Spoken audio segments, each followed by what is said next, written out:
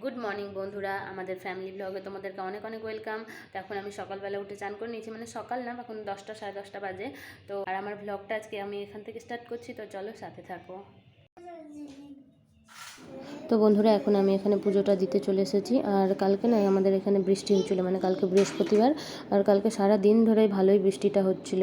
তো আজকে শুক্রবার, শর্মার অফ ডে, তো ভেবেছিলাম আজকে একটু বাজারের দিকে যাব, মানে শুক্রবার করে আমরা একটু বাজারের দিকে বেরোই, মানে যা একটু কিছু কেনাকাটা থাকলে কিছু কেনাকাটা করি, নাহলে এমনি একটু এদিক ওদিকে থেকে ঘুরে টুরে খেয়ে টেয়ে আসি। তো আজকে আর আমাদের মনে হয় যাওয়া হবে না, কারণ বাইরেটা পুরো মেঘলা হয়ে আছে। আর কদিন থেকে আমাদের একটু এদিক ওদিক বেশ ভালোই ঘোরাঘুরি হলো, মানে আমরা গেছিলাম সেই বাঁকুড়া, তারপরে গেলাম খিরচোরা গোপীনাথ মন্দির। তোমরা হয়তো ভিডিওটা অবশ্যই দেখে যাবে হয়তো। আর বেটুকে নিয়ে এত এদিক ওদিক ঘোরাঘুরি করলে না বেটুর ঠান্ডা লেগে যায় একটুতেই। তো আগে থেকে ভেবে রেখেছিলাম কি বাজারে যাব, একটু কিছু কেনাকাটা করব। তো আমি না কেন জানি না আমার সঙ্গে এরকমটা হয়, মানে আগে থেকে যদি আমি কিছু ভেবে রাখি তো কিছুতেই সেটা আমার সফল হয় না। কি জানি কেন আমার সঙ্গে এরকম হয়। তোমাদের সঙ্গে কি হয় কারো এরকম? বাড়ি যাওয়ার ক্ষেত্রেও সেম আমার এরকমই হয়। আমি হয়তো ভেবে রাখি কি বাড়িতে গিয়ে হয়তো 5 দিন থাকবো, তারপর ছোটো মাসির বাড়িতে 5 দিন, বড় মাসির বাড়িতে 2 দিন, আমার বাড়িতে গিয়েই হয়তো 10 দিন থাকা হয়ে গেল, মানে কোনো কিছুই আমার সফলভাবে হয় না। তো আজকে তো মানে বৃষ্টি নয়, আজকে মেঘলা মেঘলা আকাশ। আর মেঘলা মেঘলা আকাশ হলে শর্মার কী কী খেতে ইচ্ছা হয় জানো?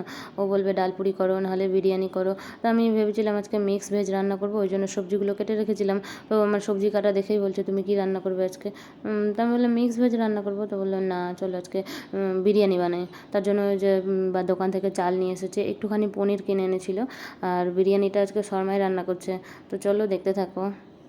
আর এই যে এখানে ভাত বসিয়ে দিয়েছে বিরিয়ানির চালটা, আর এখানে আলু ভাজছে, এখানে পনিরটা ভেজে রেখেছে। আর শর্মা তো মানে মাছ মাংস ডিম পেঁয়াজ রসুনটা খায়, মাছ মাংস ডিম এগুলো খায় না, ওই জন্য পনির দিয়ে আর সয়াবিন দিয়ে আমাদের বিরিয়ানি হবে, মানে ভেজ বিরিয়ানি। আর এই যে এখানে সব সবজিগুলো ভেজে নিয়েছে, আর এখানে মানে ভাতটা হয়ে গেছে, তাই ফ্যানটা ঝরতে দিয়েছে এখানে বালতির মধ্যে। আর এখানে আমি মশলাটা বেটে দিচ্ছি, আর এখানে শর্মার আলুটা ভেজে নিচ্ছে। আর আজকে শর্মা বললো কি দাও আমি রান্না করছি, আর আমার কাছে না বিরিয়ানিটা অতটা ভালো হয় না, তাই জন্য ওকে বললাম কি ঠিক আছে তুমি রান্না করো। আর এখানে সব সবজিগুলো বিরিয়ানিতে দেওয়ার জন্য ভালোভাবে কষাচ্ছে, মানে এই সবজিটা একটু কষা কষাভাবে হবে বিরিয়ানিতে দেওয়ার জন্য। আর এখানে বিরিয়ানির সঙ্গে তো রায়তা না হলে ভালো লাগে না, তাই জন্য এখানে আমি পেঁয়াজ কুচি আর শসা দিয়ে দই দিয়ে আমি এখানে রায়তা বানাচ্ছি।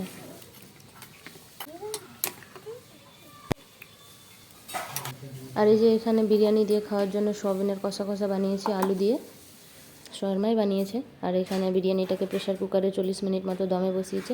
আর এই যেখানে পাশে আমি দুধ গরম করতে বসিয়ে দিয়েছি। তো বিরিয়ানি আমাদের কমপ্লিট, আর এখন বেটুকে প্রথমে দিয়ে দিচ্ছি। বেটু খেয়ে বলবে কেমন হয়েছে বিরিয়ানি।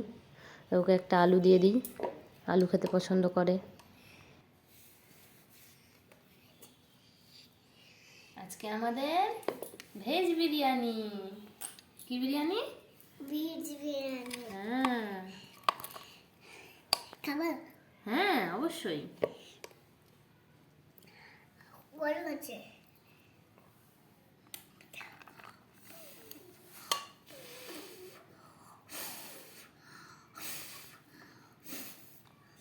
গরম করে দাও না। গরম করে দেবো না ঠান্ডা করে দেবো? আর এই যে এখানে শর্মাকে দিয়েছি, শর্মা খাচ্ছে। কেমন হয়েছে বেটু, কেমন হয়েছে? তাই খাও খাও, হ্যাঁ খাও খাও খাও, তাড়াতাড়ি খাও। হ্যাঁ খাও অবশ্যই।